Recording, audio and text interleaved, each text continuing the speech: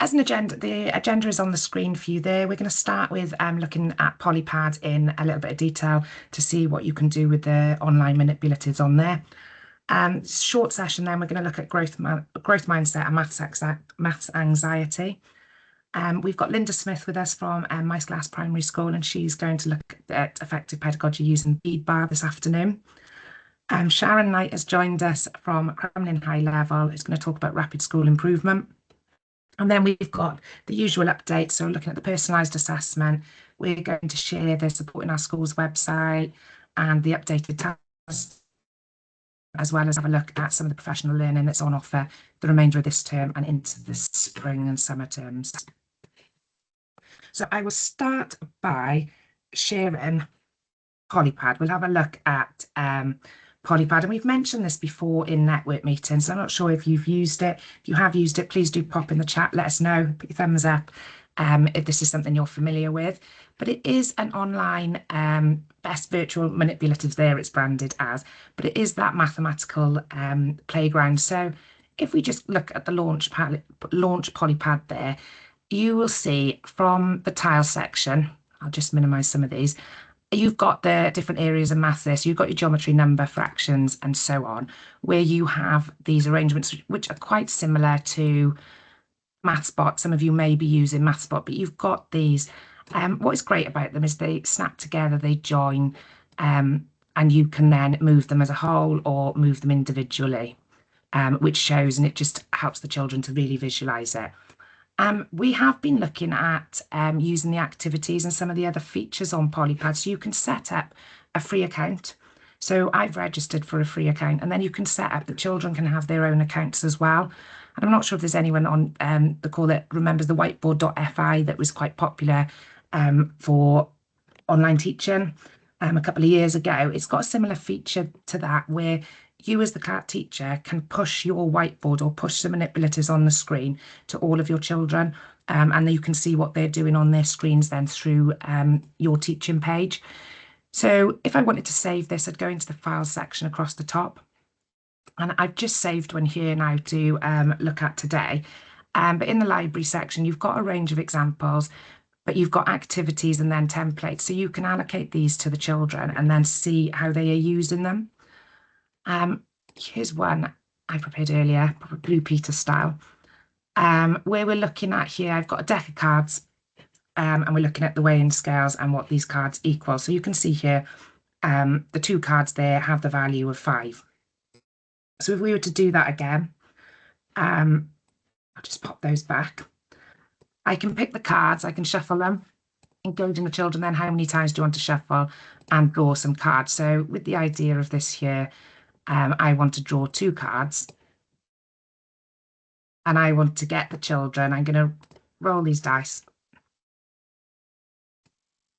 pop them onto the scales to see if I can get them to balance. Okay, so I'd be asking the children now, these would be their useful tips, you know, like how many goes, how many guesses have they had, similar to Hangman, I suppose, where they're turning the counters over there. But I'd be asking them, what do they notice? The cards are greater than X, Y, Z. So I can pull them off, then roll to try and get a higher number and pull it back on. Oh, look at that. It happened a lot quicker, but you can see that it took the 2 guesses and we've got the same. So you can take that further then to, well, what do you think? Can you list all the possibilities for what these cards would be worth? Getting them to pull them off. Could you pull one card off? And you know, some of their, you know, they get so many moves to be able to try using the trial and error approach, or have they got logic? And then you can turn the cards over to see what the value of each card is. But I just thought it's quite a nice activity to use with the children during the maths lessons, but get them used to the resources. What is also useful about it as well is you've got an unlimited PolyPad, so you can keep moving down the screen and it'll keep giving you blank sections, so it can be used to show a journey over time, so showing progress over time using the different manipulatives or using the different activities. Did you see a phone? There's a policeman. Just ask. There we go. Mute. There we go. Okay, so you've got the PolyPad there. We will be, over the next couple of network meetings, we will have a look at this in more detail and see how we can use it in schools, but just there for you to have a look at. But on that tiles tab there, there's a full range of different resources you could use with the children.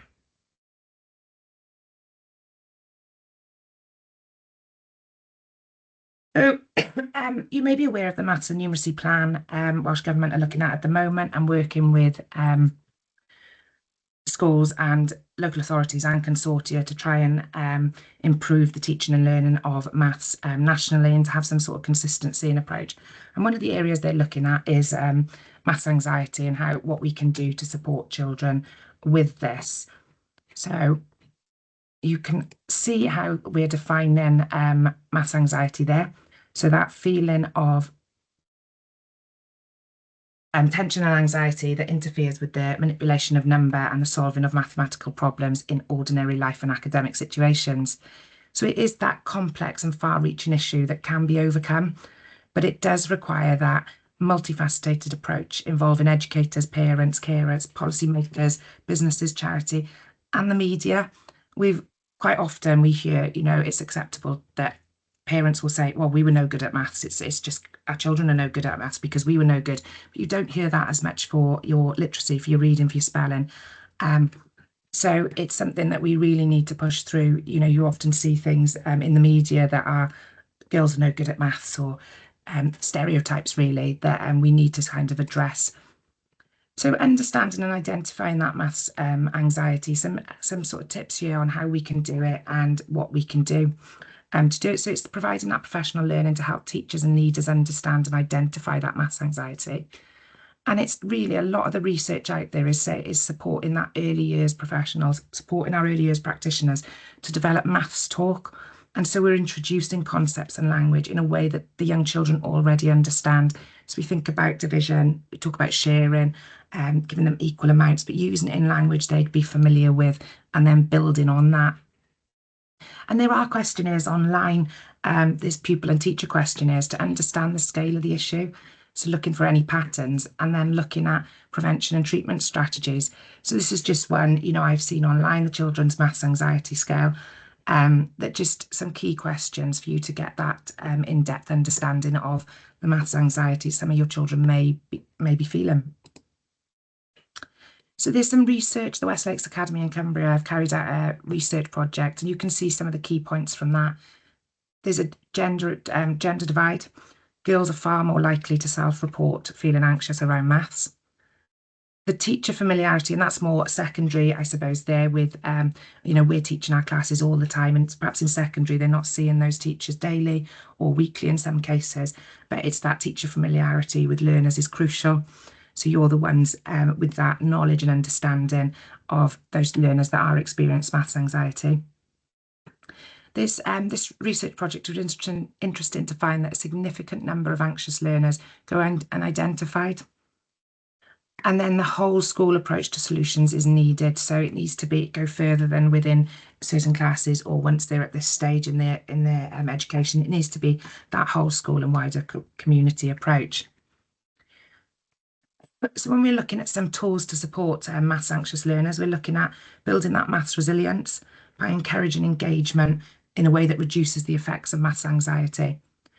So something you may have heard of is that growth zone model, which helps learners to name and communicate their feelings.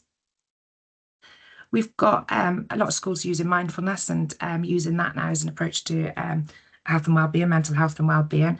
But are there any strategies there we could be teaching the learners in response to regulate their emotions and reduce that anxiety in maths lessons? And then there's targeted support for learners. So that's really looking at the depth of anxiety that learners may be experiencing.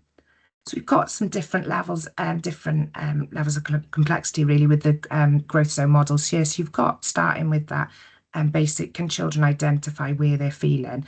And as you sort of move through these growth zone models, you can increase the level of language within them and the depth of language to see how they are feeling, but looking at moving them into that growth zone, but keeping them from the stress zone, seeing how they're feeling here and what types of activities and resources can be used to keep them out of that stress zone. So a lot of the research out there is talking about rethinking the teaching approaches, and it's that easing time pressure by allowing more thinking time in the class for learners to reach that correct answer. So allowing anyone who's been doing the work with Gareth Metcalf, the IC Reason and the IC Maths, it's giving that additional thinking time for them to really consider their answers. And often children will switch off if other children are getting it sooner. So allowing that additional thinking time for children there, but looking at that scaffolding and teaching for depth. And that comes back to it when we talk about that conceptual understanding, that depth of conceptual understanding, and coming back to how can we ensure that those children have had a range of opportunities to really help them secure that knowledge. And the questions there with low entry, we'll come back to that low entry questions with low entry points there shortly. And again, quite interestingly, there is that reflecting on real life and including that real life context and making maths tangible and creative, but also that encouraging that group work and teamwork and giving them opportunities to do that regularly within the classroom. And I've had a look on the Enrich website, maybe a website you're familiar with, but on there they've got, I've popped the link in if you wanted to have a look at this one here, but types of low entry questions, low entry, high ceiling. There is a report on Enrich that's quite interesting that talks about those low entry, high ceiling tasks. But this is just a type of example there, and it goes through the children. You can print these out or complete them online, but the children have to go through the process to work out what the value of each shape. It's something we'd all have seen before, but what is nice with this is it goes through and they can work through the page, and it will give them examples of where to look first. So it really is scaffolded for the children to work their way through it, so they can come up with an answer. It takes them through that scaffolded but also structured approach to solving the problem. A lot of the research then talks about solutions beyond the school gate, so challenging those perceptions, broadening horizons, looking at celebrating the diversity and creativity of maths, and for those individuals that are excelling in STEM, there's that greater access to industry. So have we got careers weeks or industry coming in to talk to the children? I know a lot of schools do it through inviting the banks in. If you've got parents that are working in industry that links into the maths and science areas, invite them in and give those opportunities. And then looking at engaging adults in developing their numeracy skills. The National Numeracy Challenge and National Numeracy Day, both UK-wide initiatives that do support adults and learners to develop their maths confidence. And then that's engaging parents and carers effectively providing practical tips and activities they can do at home. So having workshops in school to show parents strategy and ways of using it, and share your maths policies with them, calculations policies, so they can see the strategies you are using. A lot of work out there is on growth mindset then is Carol Dweck's work, and it is looking at do you believe in a fixed mindset or a growth mindset? So some of the things we quite often hear is I give up, I can't make this any better, I'm a failure, can't do it, keep making mistakes. But it's changing that whole school approach to the growth mindset there. I'm finding maths hard now, but I can improve with time and effort, and just changing the way we're phrasing things and the learners are phrasing how they feel about their maths and numeracy. So it's things to consider here, and this comes back to the work, and this is there's a report out there Pearson have created which aligns with a lot of the mastery work. So there is a strong belief that maths ability is a gift which runs deep, which is something we need to challenge really, and that the whole school approach is key to that can-do attitude as part of the school culture and ethos. And again, engaging everything out there is saying to engage the wider community. Whole school assemblies and projects can help to just engage everyone that's involved with the learners.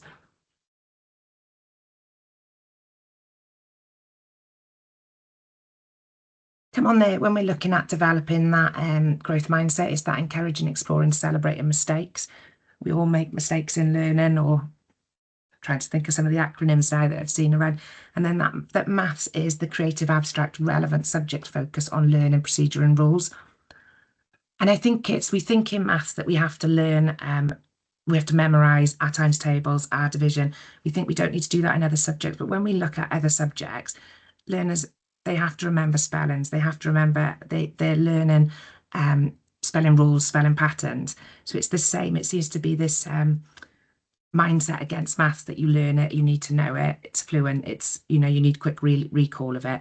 But all of our subjects, there's a certain level of memory, a certain level of recalling of certain facts you need in order to progress. And I think it's making those links as well with the other areas, with the skills they're doing there and how that is transferable.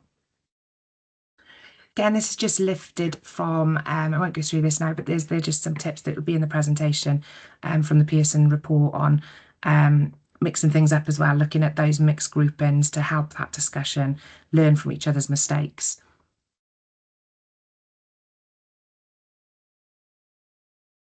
Again, some tips there, but I just wanted to look at some key questions.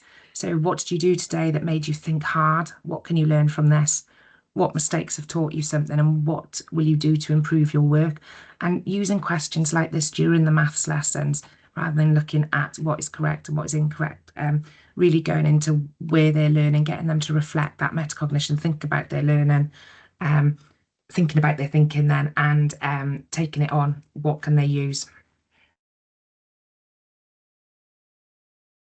And then we've got the learning pit, and some of the to develop that mathematical mindset is that power of yet. I can't do it yet. You've got your learning pit where there's a full range of these online where they need to be in that pit in order to be learning and taking their learning on to the next step. And it's encouraging children to take risks and not be frightened to fail. So encouraging children to reflect on their learning. So you can do this by asking them to think about one question they'd like answered, two things they're not sure about, and three things they understand well enough to explain to someone else. So could this be done at the end of the week or at the end of a topic? And it depends what works for you and your class, but it's also important to ask lots of what questions throughout the school day. And I just thought it'd be useful then to call in to some other resources and websites that can support with some of this, is that visual maths problems. So using it, so you're taking away the number. So you've got just problems getting them to talk about it. What can they see? What do they wonder? The which one doesn't belong, there's a full range of these on the which one doesn't belong website, which just gets them talking about, again, it can be images, it can be graphs, and it can be number, but it gets them thinking about which one doesn't belong and why. And then the same but different. So you'll see on the bottom right, you've got a which one doesn't belong example. And then you've got same but different. So this is an example of the same but different. So it's showing 5, but can the children talk about it and use mathematical language to explain that. Another useful website is Joe Bowler's U Cubed. But it's got it broken down into, there's a matrix there really where you can look at how you're developing, are you beginning, developing, or expanding that mathematical mindset? These are just 2 of them. I think there's 5 areas to the audit. And it looks at the mindset messages or the types of tasks you're using. Do you have you got enough emphasis on the depth of tasks and the creativity, visuals and mathematical beauty, as it's so nicely put there in the bottom right. But there's plenty of resources on there that will help you on this journey if it was something you were looking at developing throughout the school. We've also got then, there are other people, not just Joe Bowler. I'm quite aware, I've got quite a lot of Joe Bowler's work, but it's, I've used a lot of her work to steer this, and a lot of the work we're doing is based on her work. But there's some books there that really help on developing the elephant in the classroom, like helping children learn and love maths. You've got a YouTube clip there, which is talking in a TED talk. That's quite an interesting talk there. And you've got some more files there on developing the need to interact with numbers flexibly and, sorry, I can see the typo there, conceptually. So there's some useful reading there if it was something you were looking at developing. So at that point, I will open the floor for any questions and just see, I can't see anything popping up in the chat, but just wanted to offer the opportunity to reflect. I will send that out. It'll be available in the team space for you as well. But just to give you a minute there to reflect on that.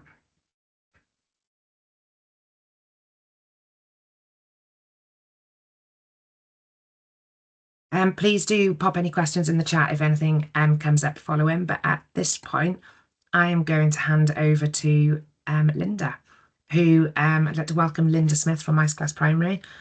She has a number of sessions coming up over the next couple of weeks and months across both Maesglas and the GEAR, where they're looking at numeracy across curriculum in GEAR, and then they're looking at effective strategies in Maesglas. But I'll share the details of those at the end, and I will welcome Linda to take control. Hi, I don't know whether I've taken control fully. Yes, you have. Oh, yes. Lovely. Okay. Yeah. Hi, welcome everyone. Okay, so I'm just going to talk really briefly about bead strings and bead bars. I love all the use of manipulatives in maths, but I think sometimes you have to be careful because you can't use all of them every lesson or you drive yourself mad. And some apparatus suits other things, some things better than other things. So a few years ago, we did tapas lesson observations here. And one of the things that was noticeable was that bead strings weren't used as much as they can be used.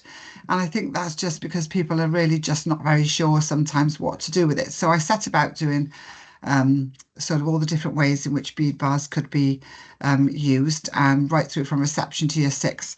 So please bear with me. And if you've got any other ideas that are better than this, please send them in on the chat. That'd be lovely. Okay, I'm going to see if it works now. Oh dear, hold on. My PowerPoint isn't, oh, it does. Okay, bonds. So this I've done these slides to go right through from reception to year 6. So obviously bonds to 10. You're down there in reception and nursery. And year 1, and you've got the beads bar. So we've got them differentiated at school here. So down in the foundation phase, we've got bead bars to 20. And then from about year 2 to year 6, we've got the 100 bead strings. But also there's the making your own 10 bead strings in reception and nursery, which is fab. It's so good for the children's fine motor skills. So all you need is a piece of string and 10 beads, the same colour, and they can just put their beads on the string. They don't even have to be the same colour, to be honest, but it's really nice for them just to make that bead string down in nursery reception and to play with it. So as well as being in the provision areas, it can be something that they play with in the provision areas that they're using in class. So when the teacher, and we're all for the CPA approach here, and I know we can get the houses out, and I know we can touch count and one-to-one count with other objects, but beads are also a great way of touch counting as well. So down in nursery and reception, we would have the 10 bead strings that the children have made themselves, or the bought ones. They're just quite expensive to buy, and the children can touch count 1 to 10. They can touch count back to 10. They can learn that there are 10 on their string. They can show the teacher 4 by pushing the 6 down to the end and showing them 4. They can show the teacher 5. They can show the teacher 8. Okay, it's really good for the teacher to show, you know, how many have I got now. And there's nothing quite like when you go to bonds to 10, which I've got there, to use the magic cloth. Now I've got an old tea towel, but it's not really magical at all, but I call it the magic cloth. And if I'm down in nursery and reception, with my magic cloth, I can throw it over the 10 bead string and say, oh dear, now how many's under this magic cloth? Can you be magicians and think what's under there? And obviously you want the children to see 6 beads showing, for example, and know that 6 plus 4 is 10. Therefore, there must be 4 under the cloth. And da-da, hey presto, the cloth comes off. Oh no, look, you were right, there's 4 hidden underneath. And that's a bit the same to the using the cloth with animals, farmyard animals, that was on the maths training years ago. I've just used it with the bead strings in nursery and reception. And of course, then bonds to 10 in year 1, and then going on onto when you're in year 3, bonds to 20, or year 2. It's really good with the 20 bead bar for children to see that if you put, for example, on the board 14 plus x equals 20, and there is no reason, I don't think, why children can't see an x and know it's an unknown number lower down, is we don't have to save the numbers for higher up. So if they see 14 plus x equals 20, for the children to get the 10 on the bead bar and the 4 underneath. Sorry, there's a lawnmower. I'll talk out louder. For them to know that there's 4 on the bottom. So using their bonds to 10, 4 and 6 is 10. So therefore 14 plus 6 must be 20, and making those lovely patterns. Similarly, when you get to the 100 bead strings, so in year 2, they're using the 100 bead string, and it's really lovely for not just show me 32 and for the children to pull down 32 beads, but when they've got 32 beads there and they're showing the teacher, for the teacher to say, okay, how many more beads do we need to make 40? How many more beads do we need to make 100? And for the children to be able to use their bonds to the next 10, to know that 32 plus 8 is 40, but then you've got the support for the lower pupils that they can actually get the bead string and see 32. And oh yes, there's 8 more beads there to make 40. So you're doing your number bonds to the next 10, not just number bonds to 10 down in nursery reception, and then you finished it. It's number bonds to the next 10, which they're going to carry on using and applying as they get older. So the other thing with the bead bars with numbers to 100, so the class teacher now, imagine you're doing a tapas session, you've done your counting stick, you've counted up and down, and then you get your bead strings out because you're doing place value and you're in year 2. So you say to the children, show me 42. So they show you 42. And then you might say, right, 42 there, how many 10s? 4 10s. How many units? 2 units or 1s. How many more to 50? How many more to the next 100? And they can see it for themselves with place value. And that's without leaving aside the fact that obviously you can use your 10 grabber and you can take away 10 and link it to your PV cards and say 42. I'm going to use my 10s grabber, the teacher modelling it on the big bead bar at the front of the class. 42, take away 10 is 32. Which digit changed? And having on PolyPad or having out physically on their desks 42 with the place value cards and seeing that the 10s digit changes. So there's a lot of that in there. And going into year 3, children in year 3, our children here still need a lot of that reinforcing on bonds to 100 in year 3 and bonds to the next 10. Now, you know, I noticed I put there not 100 because I did this a bit early on in my teaching. I got the bead bar out and I said, okay. So I was quite good at using it to numbers to 100. So I thought I'd be really clever and like, let us do now. On the bead bar, let's do numbers to 1,000. Well, of course, it doesn't work, does it? Because each bead is 10 and it doesn't work then. So I've put not 1,000 there because that's the pitfall not to fall into. And actually, when you get into year 4, the bead string comes into their own with tenths, and in year 5, 6 hundredths and hundredths. So I've got bonds to the next 100 there and change from £1, because even with change from £1, if you were doing your tapas, let's say you've got PolyPad open, you've put 41p on the screen, you say to the children, can you find 41 on the bead strings? How many more to at the 100? The children can make it. So you can have 2 children and you can have one with a bead string and one with the coins on the table. So 41p, the other one's got made 41 with the bead string. You've shown the teacher. Now, how many more to the next 10? So it could be that the person with the bead string is saying, oh, well, look, there's 9 more beads to the next 10. And the person with the coins is finding 9 more coins to the next 10. And it's the same thing for going up to 100. And then you can start mixing it up then with 100 or £1 minus X equals 23. So we've got 100 or £1 here or 100 pence. We're going to take away something to leave 23p. Bead strings are fabulous for it, for doing that. And of course, then, as I say, linking it with PV cards and coins if you wanted to. And then I've got here bonds to 1 using 1 place decimal numbers. Of course, you go into year 4, you're starting your work on decimals. But in year 5 and 6, these bead strings are fabulous. So a nice game that I like to play in year 5 is bounce back to 0. So all the children have got a bead string and they all show me it. And we say, right, okay, we've all got a bead string. And then I say to the children, okay, can you put a number on your bead string that's less than 0.2? So they'll all put a number on there that's less than 0.2. If you've got a bead string, you can play now. So I've got one, you can hear it. So I've got a 0.12 on my bead string. I'm in year 5, okay? And it's called bounce back to 0 because the children have done that. They started off with 100 beads on their bead string. And the aim of the game is to get back to 0. So you say, right, start with a number less than 0.2. I've got 0.12. So I've slid them down to the end of the string. And then the teacher takes control then. And of course, you have got to watch the children and make sure that you can see what they're all doing. But as a teacher now, I might say, right, can you add to it 0.04? So they'd add 0.04. Now can you add to it 0.1? And so they'd add 0.1. And then you'd say, right, can you add another 0.04 to it? So they'd add another 0.04 to it. Can you add another 0.1 to it?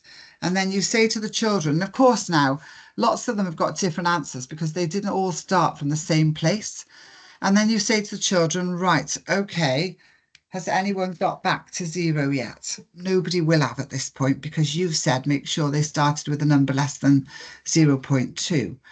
Okay, but it carries on like that, and you keep checking, has anyone got back to 0 yet? And you keep giving the commands until the first one that said they're back to 0, they've got none left at the end to push back, has 1.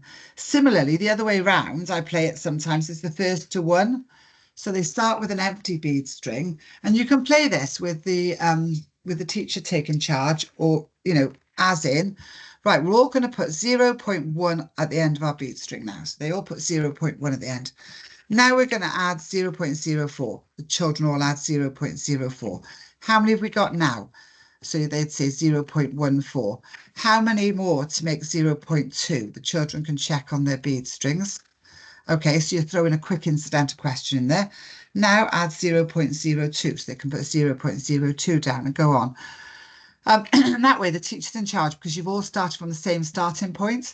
But if you have it so that with the first to 1 game, the children start at their own starting points of their choice. But I always give them some direction. So I always say to them, right, you're going to start now. It's the first to 1. And you can start off with some beads, but you've got to have less than 0.2. So the children will push their beads down. I've pushed 0.13 down, and I'll say, show me what you're starting with. So they'll show me, and I'll say, right, read your number. So mine's 0.13. Read it to your partner. So they turn to their partner. They say 0.13. I say, turn to the other partner and read it, 0.13. Then I say, right, which out of you and your partner, who's got the most? How can you tell? So you've got a little bit of reasoning going in there. And then I would say to them, what is your number now as a fraction? So me with my partner, I'd say I've got 0.13. That's 1300ths as a fraction. And you've got all that and all the questioning out of them before you've even started the game, really. And then from then on, you're simply saying to the children, right, now, add 2/10, add 4/10, add 300ths, add 700ths. And the first one to get to 1 that's pushed all their beads down to the end wins and wins dojos. Okay. And the other nice game of playing with it, because we're in year 5 or 4 now, summer term year 4 where decimals come into play, whose rounds?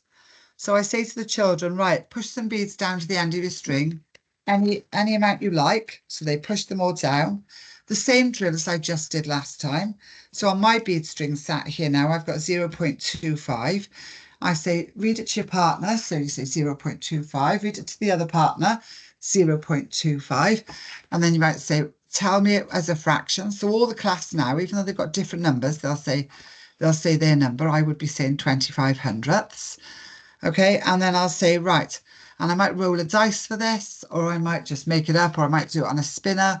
But whose number rounds to 0.4? So we would all be standing with our bead strings. Now me with 0.25, I'm going to sit down because my number does not round to 0.4. It might be that all the class sit down, or you have a winner. Sometimes you have a winner, sometimes you don't. But it's a nice game to win, that that ties in with rounding and using your bead strings. And of course, bonds to one using 2 place decimal numbers. Both games there, I just said, you could either limit them to tenths, or you could use tenths and hundredths to them. Instead of, so you could play both of those. The other thing then, oh, hold on a minute, I'm trying to get onto the next slide.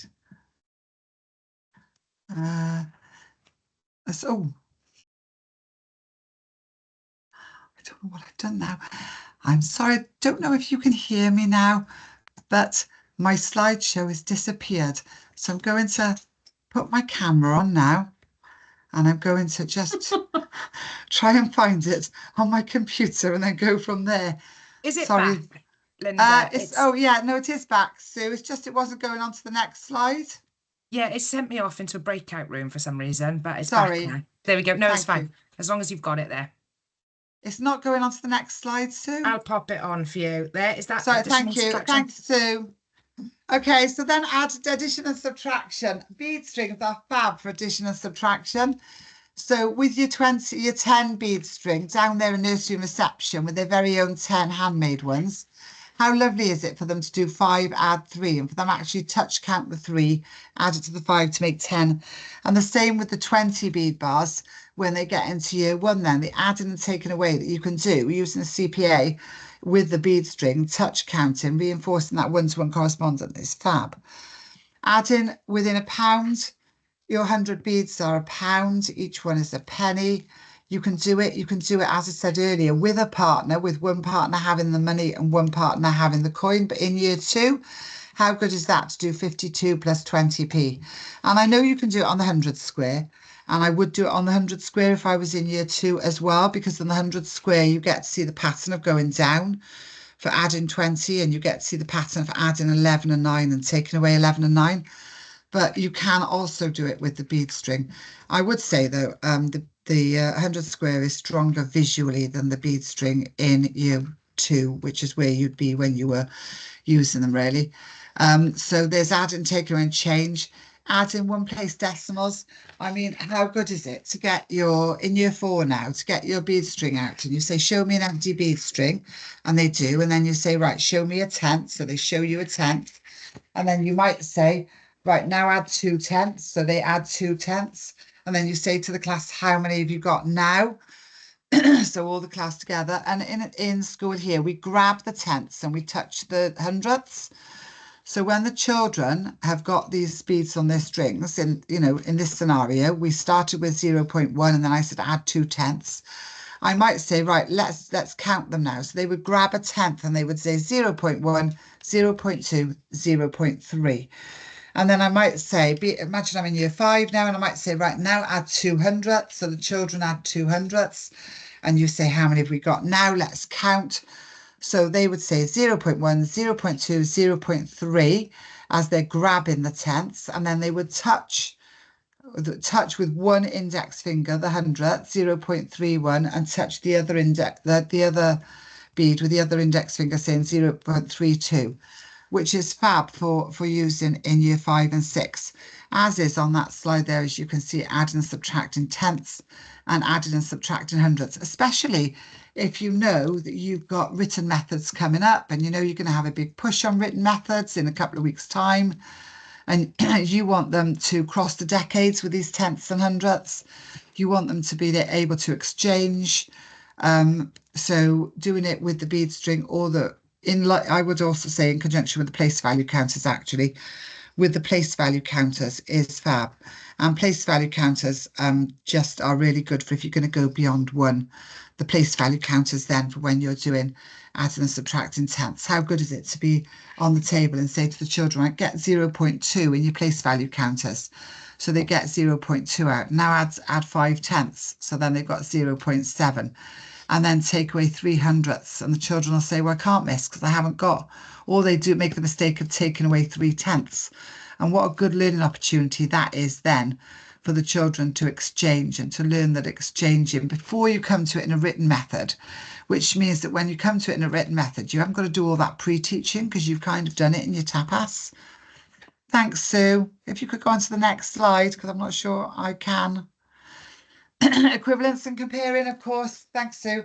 10th equivalence, 100th equivalence, getting your big teacher bead bar out there and putting your tenths on there, and then adding your fractions and your hundredths on there. And of course you can play ladders then with using the big bead bar, and also the children checking with their own bead strings. So if they are going to play a game such as ladders with it, and you've got on your ladder 0.2, you can say to the children, right, find 0.2 in your bead strings, and then next on the ladder might be a quarter. So what's the quarter? 0.25. Find that on your bead string. So the children are checking as you check the ladder game with it, just for equivalence. Thanks, Sue. And I've got rounding there, rounding to the nearest 10. Fabulous if you're down in year 3. Year 2, they will be familiar with the bead strings. And where this all comes apart, I think, is if you've got one teacher that uses the bead string a lot, and you do tend to find that in most schools, year 5 and 6 are using the bead strings a lot because they're using it for equivalence, fractions, decimals, percentages in particular. And sometimes the bead bar gets forgotten about lower down. And that's such a shame when there is so much you can do with it right the way through. So rounding to the nearest 10 and then rounding to the nearest 100. We're using a place value card on the end, so you can get your hang numbers at the end of your bead string, just like you would on your bead bar, and round to the nearest 100, and then round into 1 using 1 and 2 place decimals, all done on bead strings. Thanks, Sue. And then partitioning. I've got here about partitioning. So if you're using it with the PV cards, partitioning numbers and seeing, for example, tens and units within 20 when you're partitioning at 13, you're down in year 1 and you're doing those tricky teens, and they found 13 on the bead bar. So one person's got a bead bar with 13, the other person has got 13 on their place value cards, and you'll partition it so the children can visually see 1, 10 and 3 units on their bead string, as well as seeing it with the card next to them. Similarly, when you're partitioning 1 and 2 place decimals within 1, they can clearly see that 0.42 is going to be 4/10 and 2/100, and they can see it more visually on the bead string than they can with the PV cards sometimes. But used together is a really powerful image. Thanks, Sue. And then I've got locating. So, you know, where you're hanging your bead bar, then locating within 10. So you're back down now in nursery and reception. Okay, and there's your 10, your handmade giant 10 bead string. Where is 0 going to be? Where is 10 going to be? Where is 5 going to be? And getting the children to realise, even from nursery and reception, that 5 is in the middle. 5 is the midpoint. It's always going to be in the middle. And then anchoring from that midpoint. So in nursery and reception, when you're saying where's 7, the children can say it's after 5. How many more than 5 it is? 2 more than 5. And that just reinforces the language skill, as well as speaking in full sentences and using maths vocabulary, especially if you've got vocabulary cards that you can hold up with it. So the children can, you've got a more than and a less than card, or after and before, and you're encouraging the children, can you use these words in your sentence? Similarly, with locating within 20, when they've got the 20 bead bars, they've got 10 on the top and 10 on the bottom on the ones that you buy, most of them. And sometimes they're a long string of 20, but you can put your 20 in, you can put your 10 in, then you can put your 5 and your 15 in, and then start locating numbers from those anchor points. Again, if you've got vocabulary up, how good is it for you to say to the children, can you use this word? So imagine you've got more than up and you're down in year 1 with your tricky teens. You might say, oh, can you think of a more than sentence? And then check it out on the bead string with the children. Similarly, then, you know, it's the same thing, really, the same games, the same things. It's only the numbers that are changing. So you go into year 2 and you've got the same thing, the emphasis on the vocabulary, because you've got the vocabulary on the wall, locating within 100, knowing that 50 is in the middle, knowing that 92 is going to be closer to 100, knowing that 11 is going to be closer to 0. And the same thing with locating 1 and 2 place decimals, more than, less than, greater than, smaller than, before, after, and just getting them to use rich vocabulary, especially for schools where you've got a high percentage of EAL children and you want children to use that vocabulary and insisting on it. But if you have it up when you're doing this, or even if it's not up, you can pull it out of your bag when you're doing it. It helps with your vocabulary skills as well, and the mathematical language. Thanks, Sue. Sorry, I know I am talking a lot. I'm near the end. So because your bead strings have got 100 on them, converting centimetres to metres and metres to centimetres is just so powerful. And again, millimetres to centimetres and vice versa on your bead strings. And of course, they're not very good for kilograms, you know, litres. because you haven't got 1,000 of them. But they are really good for centimeters, millimeters, and meters. So just converting them, you know, how nice would it be? You know, you've got measures coming up. Let's say you're in year 4 and you've got measures coming up in 2 weeks' time, and you know you're going to be asking them to locate numbers on a ruler, on an image of a ruler. You want them to use decimals. So how good is it to them to say to the children, okay, so there's 10 beads here, and you show them your 10 beads on your bead string, and you say this is 1 centimetre, or even with your magic stick. The trouble with your magic stick is you can't break it down into so easily to see separating the little beads. So this is 1 centimetre, our 10 beads here, that's 1 centimetre. And then you can go through, okay, so 20 beads, that's 2 centimetres. And then you can say to them, you know, let's find 23 millimeters. So they find 23 millimeters for you. And then you can say to them, how many centimeters is that? So it's 2.3 centimeters. How do you know? And then you kind of, especially as you're way into decimals, if you've not done it, or it's consolidating your decimals if you have done it in year 4, and then going forward to 5 and 6. Thanks, Sue.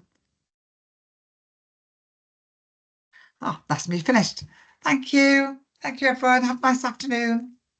Brilliant. Thank you, Linda. It's quite nice to see how, and just giving those examples of how the bead bar can be used, because it is one of the requests that comes to me quite regularly is, you know, we're using the magic stick, we're using the counting stick really well. We need to develop that use of the bead bar. So thank you for sharing that, Linda. And Linda is running professional learning. Again, we'll touch, I'll share the dates with you at the end, but I know there's an evening, a twilight session coming up soon. So thank you very much for sharing. Full of games. We play games and do it very practically and hands-on.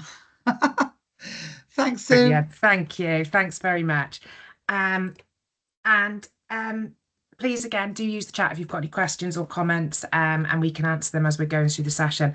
But I'm going to welcome Sharon Knight here to talk to us next about their Rapid School Improvement Journey and the work that they did as a school around their maths and numeracy AOLE to take them on, well, as it is, a rapid journey from being special measures to coming out of special measures within a very short period of time. So Sharon, thank you very much for agreeing to do this for us. I can see you've taken control. I am going to drop my mic off a minute now and hand over to you. So thank you very much. Welcome, Sharon. No problem. Thank you very much.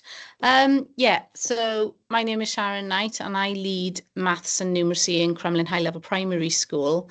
Obviously, I'd like to share with you our journey of maths and numeracy improvement from being in special measures to coming out of special measures in 18 months, just 3 visits. Susan, anyone let me move it on?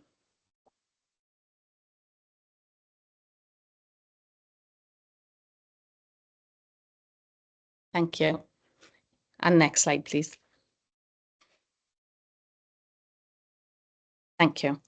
Okay, so in our initial lesson inspection in October of 2022, it didn't paint a great picture for us in terms of maths and numeracy. There'd been recent changes in staff, systems, procedures, and this all contributed to the impression that maths and numeracy was not being developed well enough. Its development was limited across the school and not being built upon systematically. And as a result of this, the inspectors felt that children were failing to apply their numeracy skills well throughout the curriculum. That particular comment really was where we hinged our recommendation on then in discussion with Eston inspectors. And as you can see from the comments that they made, that it's just not authentic and application were not really developed well from nursery really to year 6. We worked with the inspectors very closely after the inspection, and it was agreed that we needed to focus on maths first before the numeracy, because without solid systematic maths teaching, then obviously the children are going to fail to be able to apply it successfully and confidently. So this is what fed our PIAP, our post-inspection action plan. We worked with the inspectors to develop that, and with our partners in EAS, and particularly Susan, thank you very much. And it worked over a 3-term cycle. So term 1 was LLC, term 2 was maths and numeracy, and term 3 was Welsh. Although maths was term 2, we did actually start to develop some of the maths things that we wanted to put into place in term 1 so that we could hit the road running in term 2. What I need to explain to people who don't already know our school is that we are a school of 4 full-time teaching staff and 4 full-time TAs. So we have 4 classes. So that was a big ask for us to improve this in 1 term per area, but we did it. No, it's still 1 limb. Thank you. Oh, sorry, did it too many. Okay, so what we did first was look at our self-evaluation and improvement planning. We looked at the Estin report. We looked at our LA reviews. If anybody already knows with special measures, they all come in afterwards as well and review us as well. So there was a lot of paperwork to go through regarding self-evaluation and improvement planning.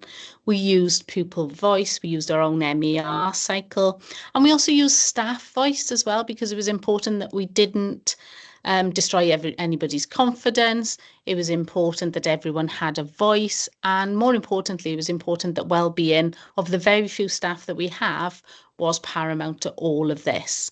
So every time I say we, I mean the whole team. Even though I led it, everybody had a part so that this change could happen so quickly.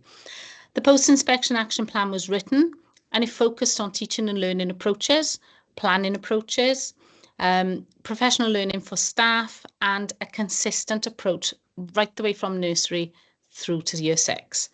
All staff were involved in this process. Everyone had a voice, and as a team of only 4, you can imagine, you know, it was a tricky task, but because there's so few of us, everyone's voice could be heard and listened to and taken on board.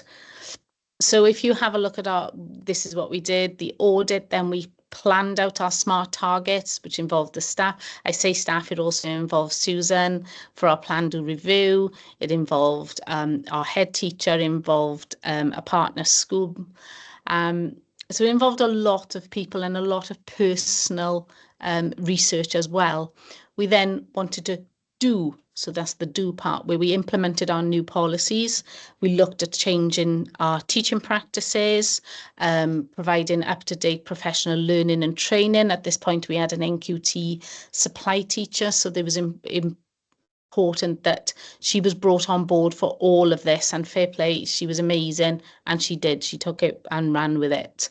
And also, it was very important that although this had to be done in a short period of time, that we allowed time for it to develop. So everything I'm talking about today is not the finished article.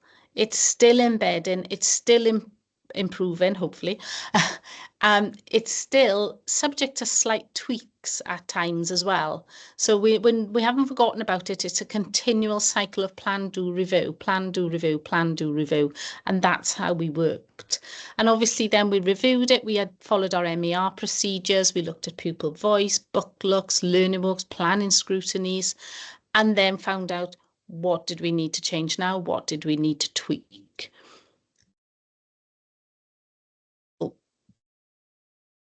No, Susan needs to move forward, please. Thank you very much.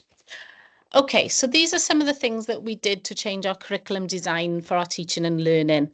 So as a staff, we'd previously dipped into White Rose maths, very much at the top end of the school.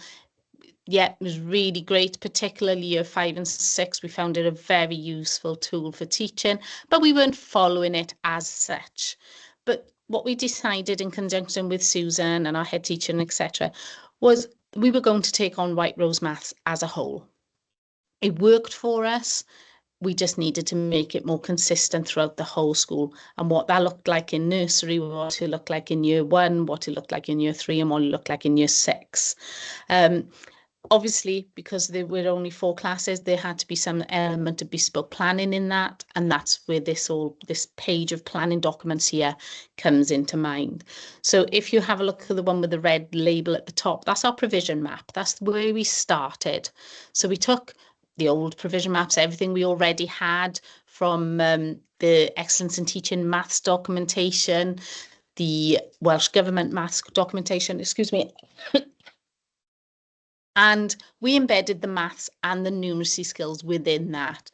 Now, they go right from Rising 3s right to Year 6, and across the top, they are also split into progression step 1, 2, and 3. Within that, we cross-referenced White Rose Maths, because what we were finding is some things were taught in Year 3 in White Rose Maths, but actually didn't need to be taught in until Year 5 in Welsh Government terms. So we moved things around. We moved the White Rose Maths around. So although we use White Rose, we cannot just pick up the White Rose planning and do it. We have to start with the planning progression document first. We then devised a lesson cycle for maths. That's the one that says CHL Maths with the red and pinks. And every single lesson follows this cycle.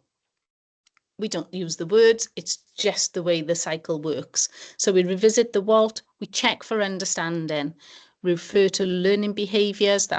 We've got Crumlin Crusaders. They are attributes of the core purposes, 4 purposes. So that's what we call them, learning behaviours. So you'd have resilience, you have collaboration and things like that. And we look at assessment for learning. Then we start to activate our prior learning.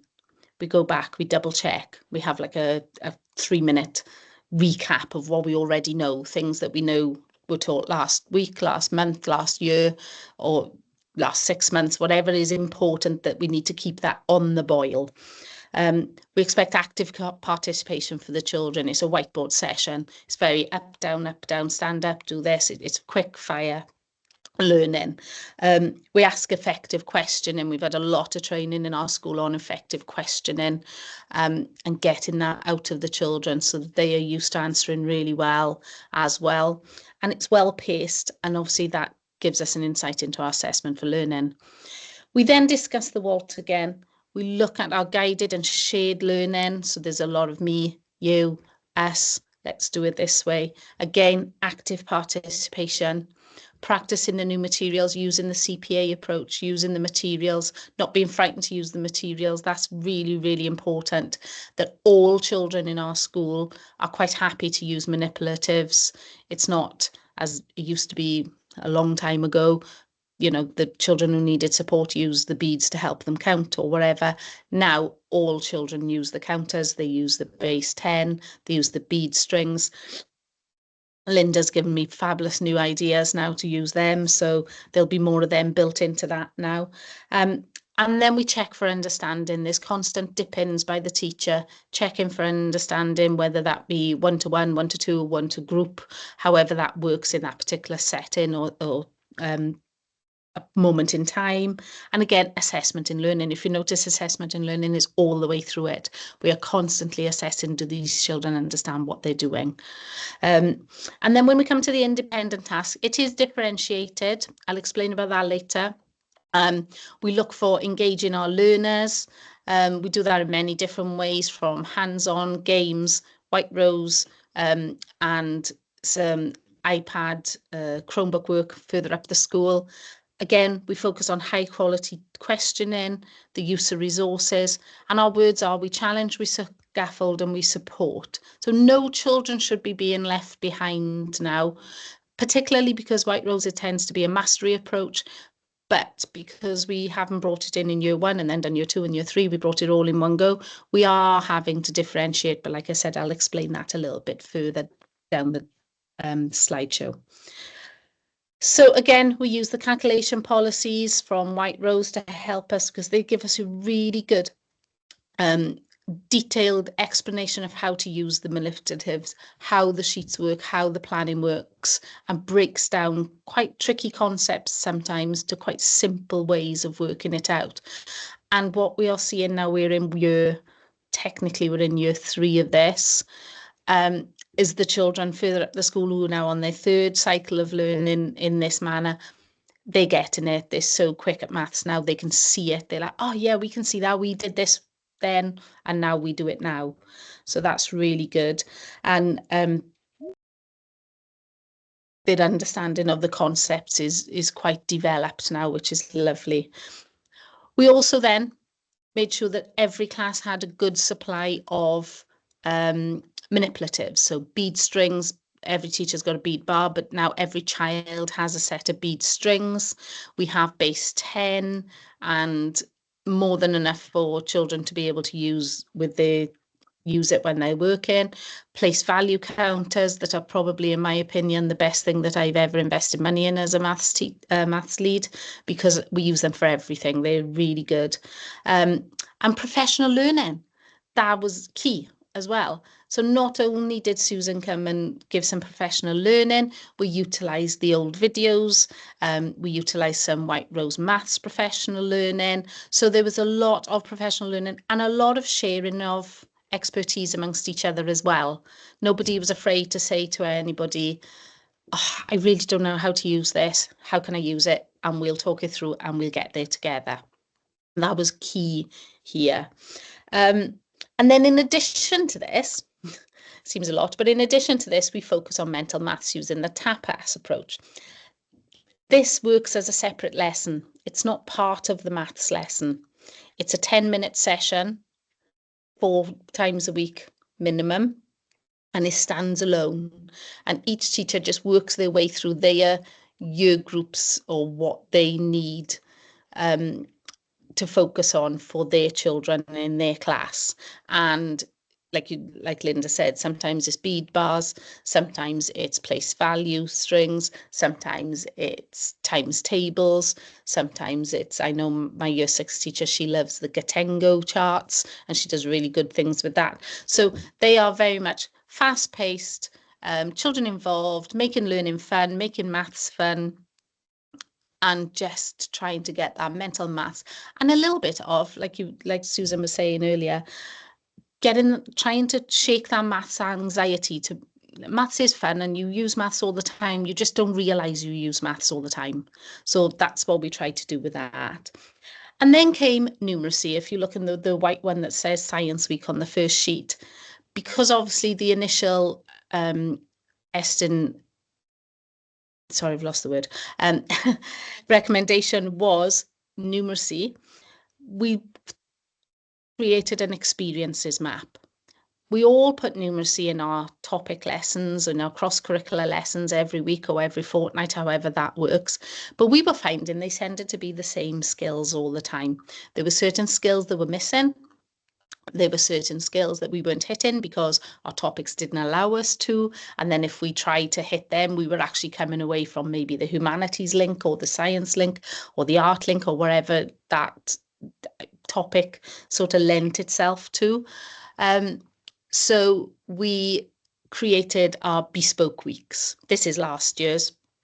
So everyone in the school, from, as you can see, reception down to year 6, we all did a science week. We all picked a part of science that we needed to do, and then we looked at how numeracy rich that was. We then did that week, and the whole week was dedicated to science and maths. I can't help with that one. Then obviously Enterprise Week, I'm sure you can imagine, that was very much money, profit and loss, weights, measures, whatever, depending what each class took as their theme. Bake-Off Week, that was very much cooking, as you can see from everyone. Then we had a Biology Week, and then in the summer we do a Financial Literacy Week, which slightly different to Enterprise Week, isn't really about profit or loss. It's more about savings and looking at what children, because I teach year 2, 3, and some of them, they're not really au fait with money anymore because they don't see mum giving over money. They're using cards. So we spent a lot of time on financial literacy. So that was sort of that cross-curricular look.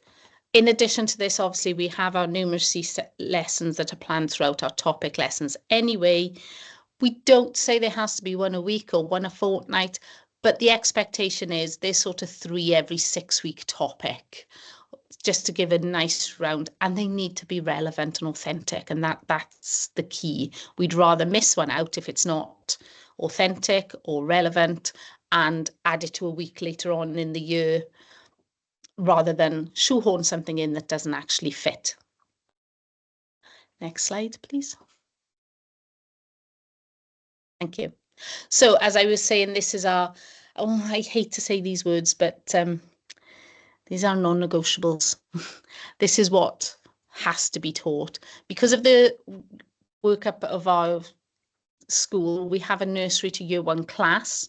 So they're expected to do 5 sessions per week. Now, what their sessions look like, they look very different to ours. They still have an element of the maths cycle, the check-in, the knowledge, the learning, the independence, but obviously on a far shorter, smaller scale, but they still follow that cycle. And then throughout the week, within the topic work, the cross-curricular work, there is always an element of numeracy. It could just be learning counting rhymes for nursery, but that sort of numeracy focus within the week as well. Then for year 2 to 6, they very much mirror each other, 4 to 5 sessions per week. It says 4 to 5 because some of us have PPA and management time, so we're only in class 4 days a week, so that's why that says that.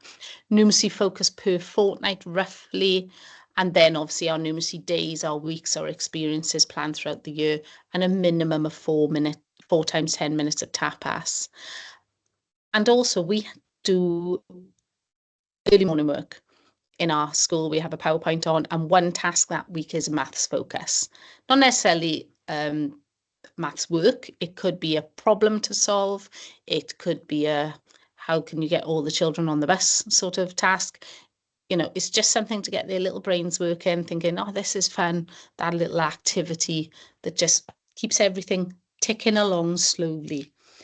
Myself, I teach year 2, 3.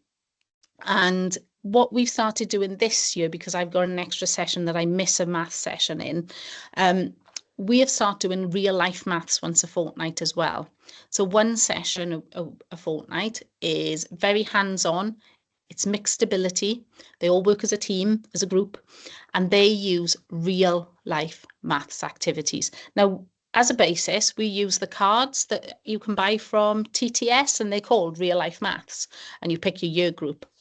We find them really useful, and there's little shopping tasks on there, or pocket money tasks, or I know in year 6 there's a petrol, and they're talking about the petrol's gone up by 10%, how much money they're going to have to spend on petrol now. And it's lots and lots of real life maths they would see if they went to the shop with their mums and dads. So that's sort of fun maths, but we're trialing that, and if it's successful as we're looking at it throughout the year, we'll bring that into the other classes as well. Next slide, please.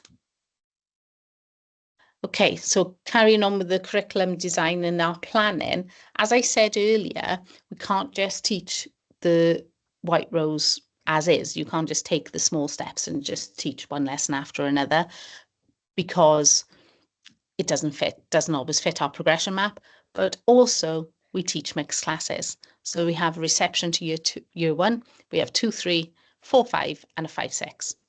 So we pick the one with the majority of our children are their level. So it's very much we teach stage, not age. We then pick the skill that we need to teach the children, look at the above, look at the below for the lower ability and the higher ability, and pitch our lesson accordingly. We then use the white rose as our teaching tool, and that's how it works. And if you have a look at the blue one, that's just a quick example of our weekly planning. So the first one says represent and understand numbers to 10,000, and then you can see the steps that they do. So you've got year 5, and year 4 work within that sort of piece of work. Myself, I teach year 2, 3. At the present moment in time, my 3 sort of levels of my children's work are year 3, year 2, and year 1. So that's how we do that. To push the children that are more capable and more able, we add in reasoning and problem solving tasks. There's no point in giving them lots of fluency. They can do that. We need to get them, stretch their minds, get these sentence stems, get these questions into them so they understand and they're able to apply that knowledge. We find it works really well because the differentiation is there. We just have to go back to the progression map to look, to check where's my skill, where's my lower ability, where's my higher ability, and that's where I pitch it. So that seems to work really well at the moment. And it also helps because if we just taught, for example, 2-3, I just taught year 2, my year 3s won't be ready next year to move into year 4. And they go into a 4-5 class. So it was throwing up headaches if we only taught one year group of White Rose Maths. So it's worked, to us, we feel it's worked really well anyway. So as this carried on, sorry, next slide, please. Yeah, sorry, you can, yeah. Thank you. As I explained, the experiences map, this is what we do. Like I said, this is last year's.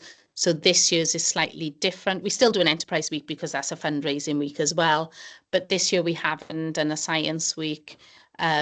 We're doing other weeks instead. I think one of them off the top of my head actually is a humanities. So we're more looking at coordinates because we're looking at where places are in the world and things like that. So those things that we can't always pitch into in a topic. We are very lucky that we use one of our inset days as a whole school planning. So all our planning is all done on that day. As you can see, there's only 4 classes. To get that, make sure that every child's skills are hit. And if they're not, where are we picking them up? So we plan our topic work first, then go to our experiences map to pick up any then that have been missed. Next slide. Thank you. So this all happened in autumn 2023. So the inspectors came autumn 2022, PIAP was written spring 23, LLC then was summer 23, and then maths was autumn 23.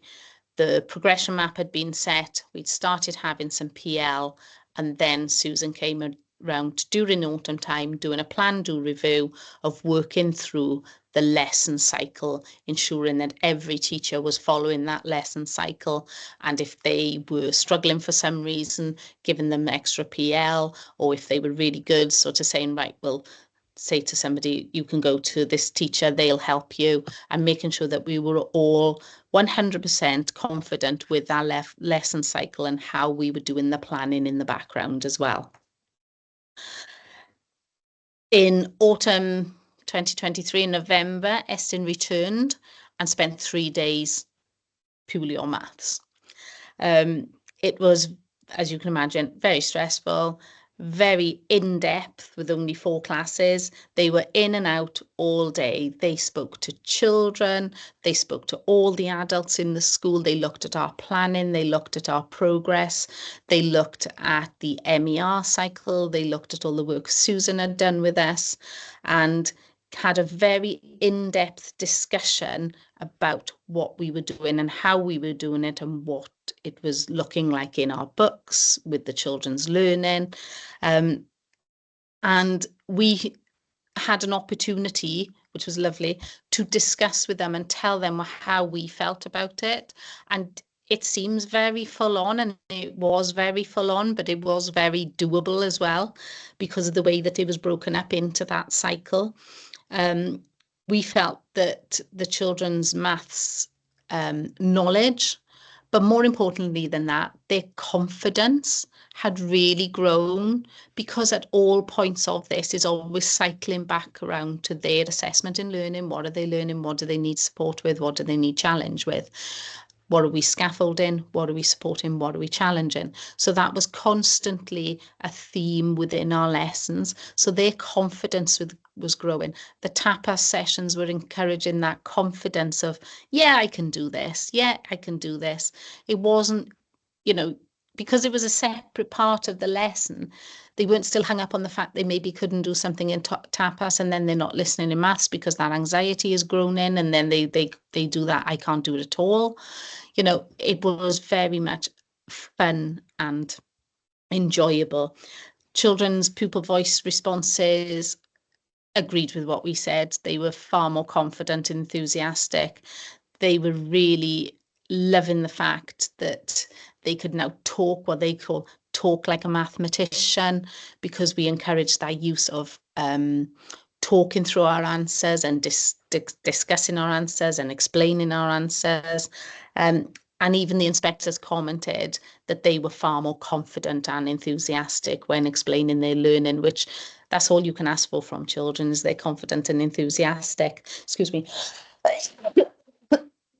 We also saw, I can add this in now, this wasn't inspection, but in the summer then of 2024, when we did our hub assessments, we found that there was an impact on the learner, as in every child that did the test achieved either average or above average progress. And their scores were far greater than they were the year before. So we were pleased with that as a testing measure. Then these are the strengths really that Eston came up with after that sort of mini inspection. So they identified and agreed that we'd prioritised effective collaborative planning as a driver. They were pleased with our bespoke progression map because, like I say, we've only got 4 classes. And what happens sometimes is, depending on the amount of children in each year group, those classes may change. So this year I've got year 2, 3. Next year I might have year 1, 2. The next teacher might have 3, 4 instead of 4, 5. So it has to be workable for us, because we can't repeat anything, because often we keep the same children. At this present moment in time, my year 3 children now have been with me for 3 years. So nothing can be repeated. So we have to make it easy for us to do. And we've done that by looking at the progression map and pitching the skills at the correct level. They felt that our planning is far more secure now. We've developed a consistent structure for maths lessons, which we have, and the teacher's subject knowledge has improved as well. And that's really good, because that shows that the PL has worked. And obviously, and teachers' confidence also improved as well, and that we are now using far more highly effective questioning that allows the children, like you said, to rapidly develop their understanding. And obviously the big one, developing numeracy skills across curriculum, is secure and detailed. So that's great as well. So the impact on the learner, obviously you're going to see far more improved learning from the older children first, because they've got more ability. They're going to pick it up far quicker. The children are far more confident and enthusiastic when discussing and explaining their learning. And it does say that many pupils are demonstrating appropriate numeracy skills. So that's something to still keep on and work with, so that we now know that they are authentic, they're appropriate, they're useful, and they're realistic. The last comment that I've graded is what's going to feed our what next, where next. Yes, younger children are developing, and they are using them in the authentic context, but they're less well developed.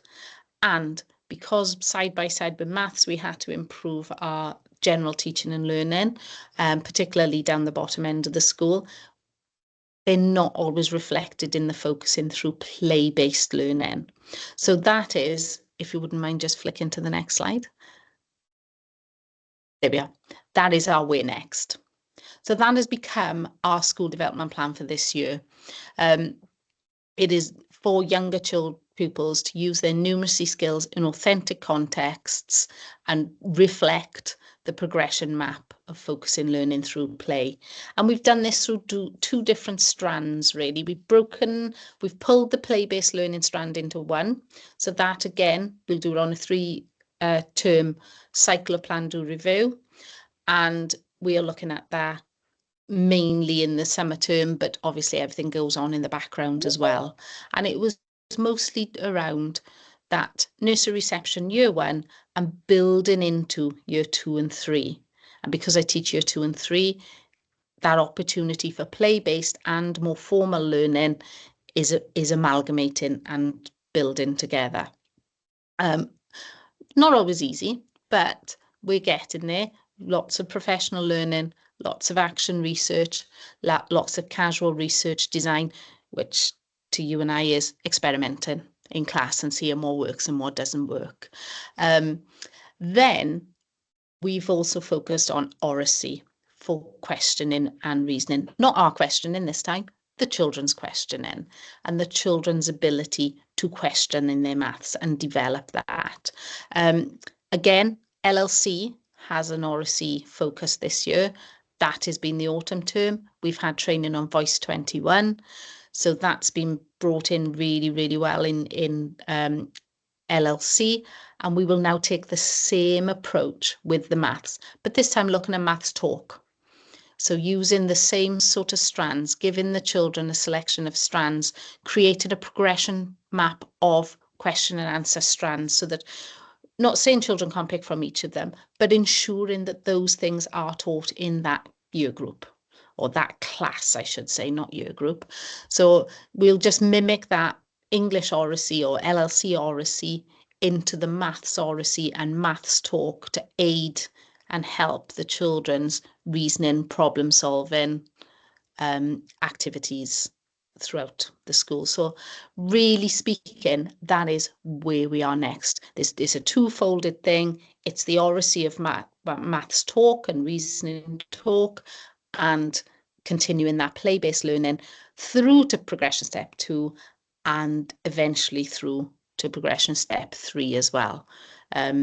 And that's where we are. So thank you very much for listening. If you go to the next one, I just said any questions, but I've realised you may want to send me an email or anything so I'm happy, Susan, to give my email address out if you want to pop it somewhere.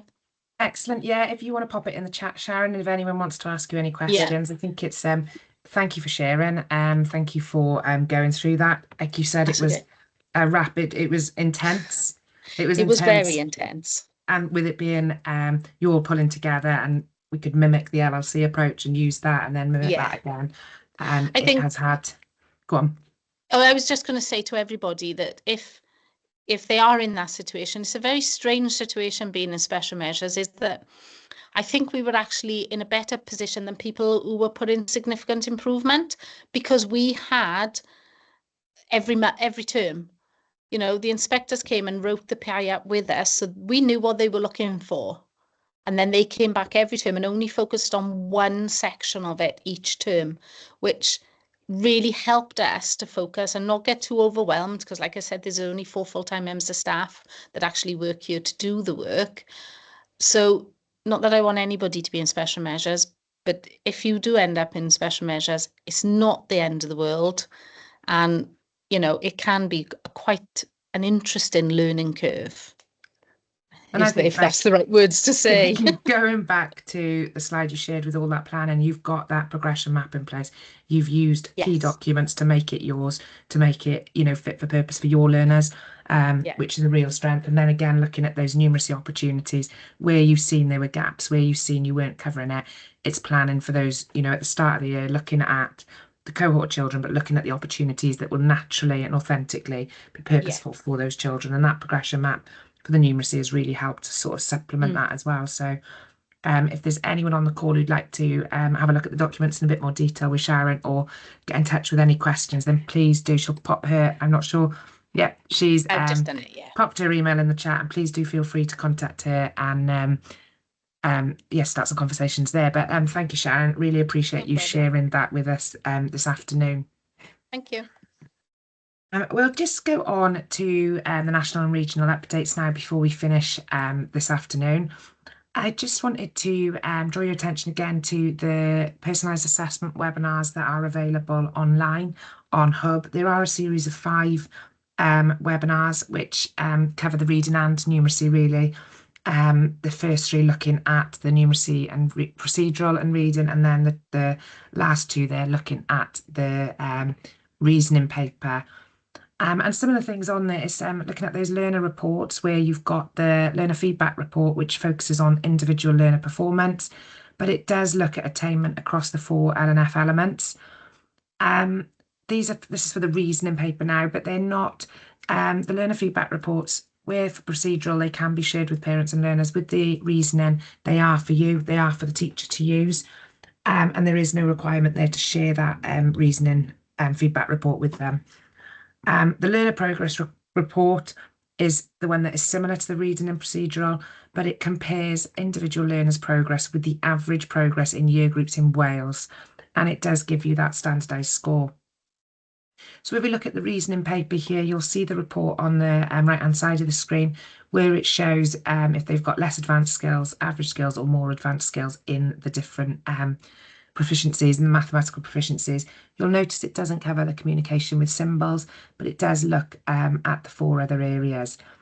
They've also give you on that report then sample questions that you could be using to develop these areas. These will also link back to the class-based resources as well. So this is just zooming in then at one there for the reasoning content. It shows the profile of where the children are. It gives you the questions then. So how can you be sure that you're correct? Can you work efficiently, remembering and using facts? And the types of questions you could be asking. And it also gives you the use of hints, how many hints the learners were able to use, and the time taken to answer the questions. So we've just got a sample here of the learner progress report. So that shows their journey. So year on year, it will show whether they're in the average band, slightly above or below. And it will compare individuals' progress with the average progress of learners in their year group in Wales. Okay, it does give the age standardised score of the most recent assessment. So if you've done it twice in a year, which you are able to do, it will, the standardised score that it generates on that report then will be from the most recent. The group reports, as teachers, if you've got access to the system, head teachers were required to fill the data agreement in earlier this term and allocate roles for what teachers can access and if they're administering the tests. But you can access these 4 types of reports for groups of learners. You can group your children, so you can get the reports then to inform teaching and learning that way. So we'll have a look at how the group skills profile looks linking to the L&F areas. So all group reports relate to teacher-defined groups. They show the group average progress score for the 4 cross-curricular mathematical proficiencies. And if you hover over and click on where the logos are for each area, it will take you to a bank of resources. So within that, then you've got the group members, which is very similar to the procedural. So you've got your number of questions answered, average viewing, hint questions, hints used, progress score, and then their standardised score. We've got here then the group profile, which is the scatter plot, which then plots the attainment of the different learners in the group along with the group average. And it will give you the progress and age standardised scores for the individual. The group progress report is similar to the pupil progress report, the individual learner progress report. And again, it just compares that group of children for you to children then nationally. The learner path reports shows exactly that. It shows their individual learning journeys through their assessments and shows the 1-mark questions, multi-mark questions and stimulus sets as well. Again, it includes their scores, but it just gives you that indication of you can see the level dropping or increasing as the learners are answering and working through the report. So where it takes you to the sample questions and class-based resources, the bank of resources there, the aim for that is to build on the assessment outcomes through the sample questions and activities that support learner progression. So if you remember the paper assessments where you had the PowerPoint and you had different questions, they are set up similarly to that. They're written for the teacher. They've got the questions and activities which can be used directly. So you've got the pupil resources there. And you can access that either from the learner's individual feedback or for your group. So even if you're using the group report for your whole class, you can then access some resources that will take you to the average where they sit from their standardised scores. So you've got the sample question, you've got exemplar methods, so you've got different ways children have worked it out with a text commentary. Common errors that children have made are highlighted there, and then some more activities. So you'll see through this the level of challenge then. So you've got from your year 2 to your year 9, and you've got them broken down, and this is just highlighting the number of resources really that are there. So you'll get the sample question with the hint and then the solution. They'll show you 2 exemplar methods and how they link to the competencies and the reasoning skills. So it explicitly says, you know, which part of the reasoning skill it looks at. Looks at the common errors and misconceptions, which is always great to look at with the children. I always think of the concept cartoons we use in science and how powerful they are to be used in maths as well. And you've got some examples there to use as teaching points with the children. And then you've got additional classroom activities, again, with the text on there for you to use. So as you can see here, you've got your exemplar resources and you've got your hint then, so it would show you and it would give you the answer for the hint. And there's just an example there of how a child has worked a problem out, but it gives you the text. So uses the coins, which because they can use resources if they'd normally use resources for this type of activity. And then it goes through the process they've used or the method they've used. And then there's a second method there for children to compare which was most efficient, which one would they use? Would they use a different strategy? And just encourages those types of discussions. You can see here how it links to the proficiencies and the reasoning skills, and then an example then of the common errors.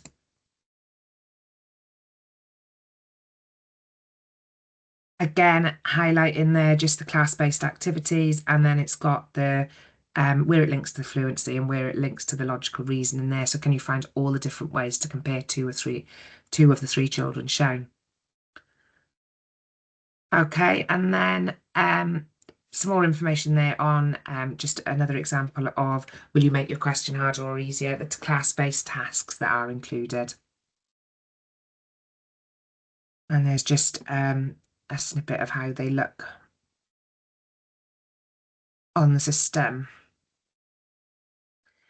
There is further detail in the 5th webinar, so if you do search on Hub for the webinars, the last one will go into more detail about how these can be accessed. We've just put the link there. It should be able to access it through the PowerPoint. That takes you to the EAS Support in Our Schools website. It has been updated over the summer. This is taking you to the Maths and Numeracy primary area. But please do have a look at the curriculum and assessment page because it's been updated for all the areas of learning and experience. And there are a range of resources on there. If you head over there, you've got asynchronous tapas professional learning for Crush Step 1, 2 and 3, the guide to develop conceptual understanding, and recordings of the network meetings then will be hosted on there. But it's got a range of resources. It's got some podcasts that we've created and things that people want access to. So it's all on there through the regional website. So if you haven't had a look at it, please do copy the URL and head over to that website and have a look at the resources we've got there. Wanted to share with you there the URL at the bottom is the tapas. A big thank you to the schools that have helped with the development of this, and Linda on the call has very helpfully pulled together tapas boards for us, and we've updated them to reflect what we're seeing in classes and to move with the times. But we've got the link will take you to the final draft of the tapas document that's been updated. Biggest thing in there is the images, the resources we'd use, but it's also got the links to the digital tools, the diagnostic interviews, which we'd use to inform teaching and learning. And then you've got the document, you've got resources, sample what suggestions for each year group, but it's coming back to that same kit, different range. Original tapas resources can still be accessed. They're available on the website as well. And then we've linked it into the professional learning. So if you are looking at reintroducing the tapas or the mental math sessions, this toolkit then will help you do that. I've just had a number of requests come through. I will, once I've finished, I will grant you access into the team space so you can access the document. And just to finish off today, I wanted to draw your attention to some of the professional learning we have open at the moment. I know this is short notice, but Sharon, this would fit into your SDP priority really nicely.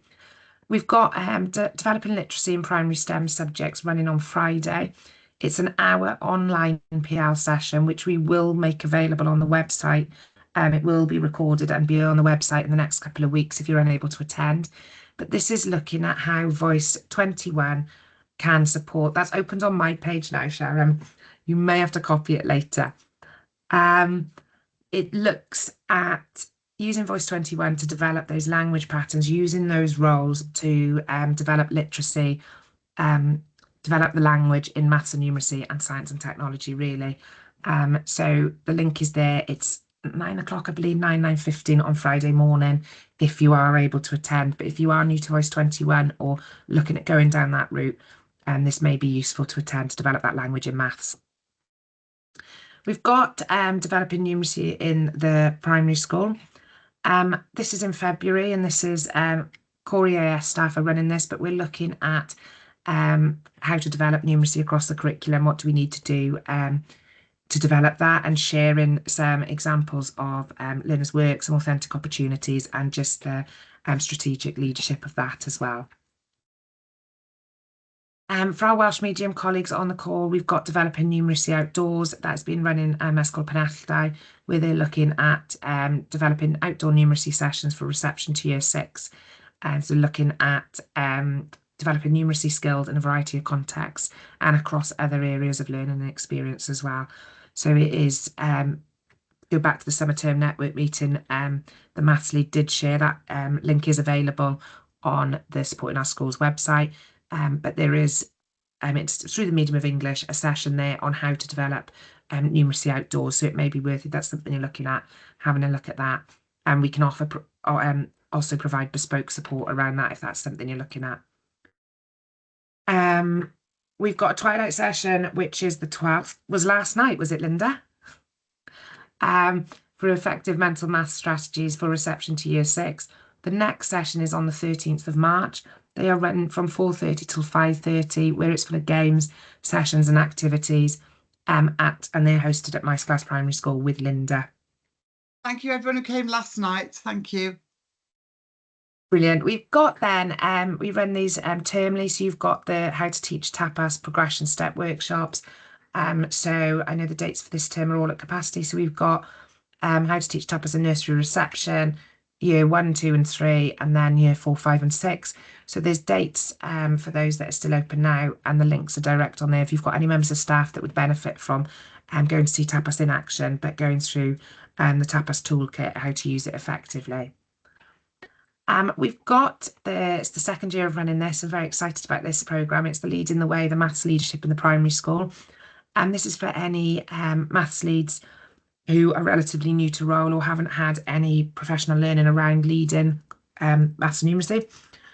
Linda runs this professional learning at Maesglas, where there's an opportunity to look at practice, look at books, and you're supported through that process with also some bespoke support in school should you need it as part of the process as well. So you'll see there's 4 sessions, 2 in the spring and 2 in the summer. There are a couple of spaces left, so if this is something you'd be interested in, I would suggest booking on it in the next week or 10 days to secure your place. The network meetings there for spring and summer, just got the link. So the 4th of March and the 10th of June, we'll be hosting these network meetings.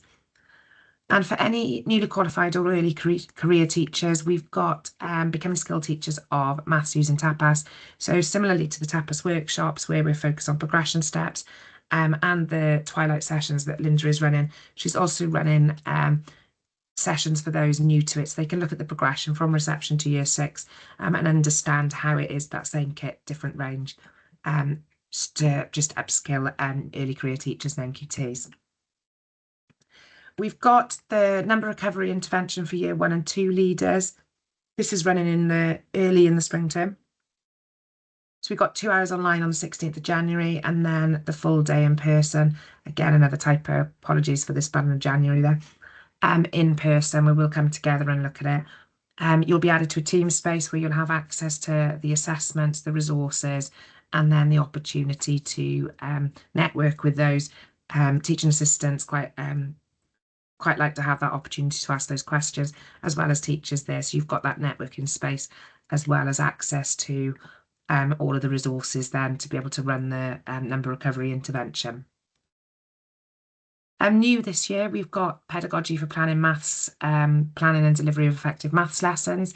So going back to looking at what makes that maths lesson effective, research driven this professional learning is, and it's just an opportunity for maths teachers to share and develop their delivery of maths lessons through a range of strategies.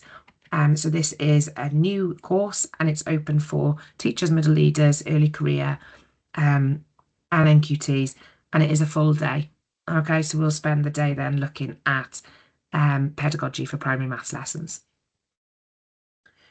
The Twilight session, Gareth Metcalf is running. This is open for you to attend individually or as a whole staff if you wanted to use it for that. It's an hour-and-a-half session after school, 3:30 on the 22nd of January, and it's an opportunity to look at problem solving. So we're going to look at introducing problem solving. So they have that deep structure. They've got that, they think deeply about that problem and building understanding and coherent steps. So some of the techniques, if you're familiar with the work Gareth's done, it's looking at slow reveal. So like slow reveal graphs, I think we've spoken about previously, but you've got slow reveal questions there. So you're introducing the question slowly to the children to get them to think about what it's asking. But it will also encourage, there'll be a session now on making those connections then across the curriculum within the AOLE and then across the other AOLEs as well. So there are a couple of spaces left on this if you wanted to attend that in January. So that was a whistle-stop tour of the professional learning. So the brochure is on the website if you wanted to have a look at it in more detail. We have got the GAE are offering another day, and they're at capacity for their spring term date. So they are putting another date, which I'll share through the team space once we've got it in the brochure. But a new date for numeracy across the curriculum in the summer term. And we'll have the dates for additional tapas workshops and some of the developing concrete pictorial and abstract approaches, which again was at capacity earlier this term. So we've got a couple of additional dates for the professional learning that will be coming out in the next couple of weeks. And I'd just like to thank you all for joining us today and just ask before you all disappear off, if you could just fill in the evaluation form for us so we can capture your thoughts and really next steps for us with these network meetings moving forward. But before I finish, Sharon and Linda have both shared their email addresses should you want to speak to them, or if you've got any questions or wanted to visit the schools and have a look at what they're doing, then please do email and get in touch. And I'm sure something could be arranged. But thank you both for presenting this afternoon. It's never easy. Thank you all for attending, and if you do have any questions or want to stay on the call at the end, I will be on for the next 15-20 minutes where I'm here to answer any questions you may have, or if you wanted to book some visits in, that's no problem. But diolch yn fawr, thank you all for attending.